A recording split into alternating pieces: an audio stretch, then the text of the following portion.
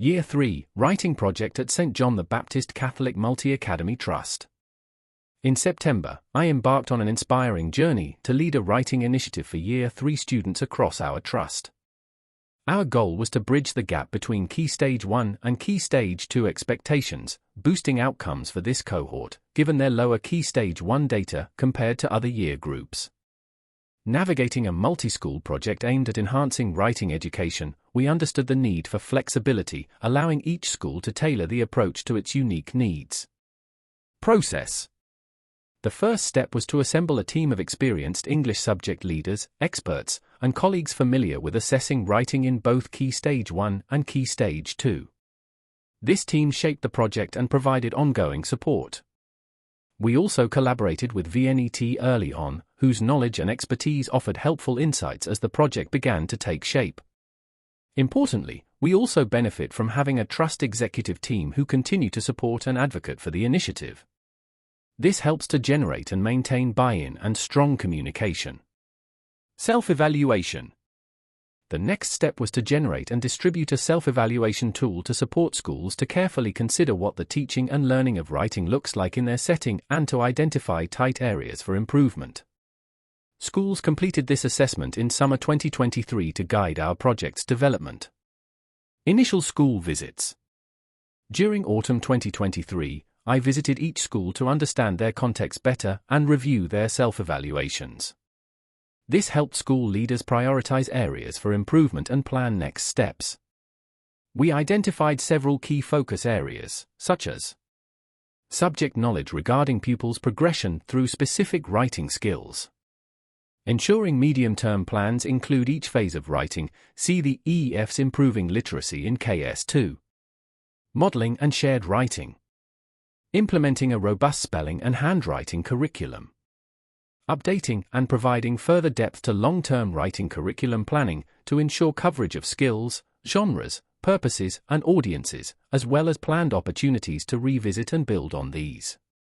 Anecdotally, these areas are very much in line with the focuses of other schools that I hear from, as well as issues highlighted in Ofsted's recent report on English subject education.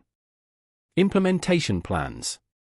Informed by the EEF's guidance on implementation, we provided schools with an implementation plan template to prepare for and customize their own plans.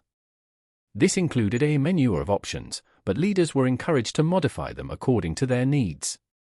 Once these were drafted, I offered feedback and suggested amendments as needed. Where are we now? What has been especially useful over the course of this project has been finding the most appropriate balance between inter-school collaboration and school-specific work. Multi-academy trusts like ours enable effective sharing of expertise and resources among schools, helping to build effective and trusting professional relationships between schools, who readily share ideas and resources. However, it has also become apparent that even where two schools have very similar areas of focus, the approaches they take will necessarily look quite different. For example, when redeveloping long-term plans, each school might address skills and genres in a unique sequence, often with the use of different core texts. This means that, to some extent, even where collaboration is possible, there remains a degree of duplication. Successes so far. Buy-in. From the very start, all schools have readily acknowledged the importance of a focus on writing and staff have engaged well with this. Effective leadership.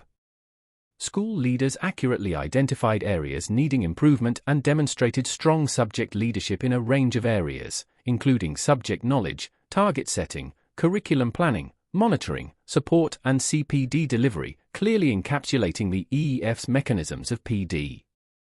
Diversification into other year groups. Many changes implemented by schools are proving helpful across different year groups, not just Year 3. Challenges so far. Capacity.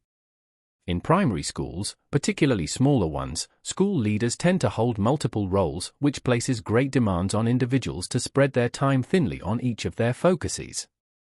Consequently, when presented with unforeseen issues, for example, extended staff absence, it applies additional stress to implementation tasks and timelines. Diversification into other year groups. This is both a strength and a challenge, as any diversification from the tight area of improvement risks diluting the impact on the tight focus. Next steps. Currently, schools are reaching their first review points, evaluating the project's impact and considering where adaptations may be required or where further support might be appropriate. This project exemplifies our commitment to empowering young writers and strengthening educational collaboration across our trust. Ben Serruys is Acting Director of Professional Development at St. John the Baptist Catholic Multi-Academy Trust.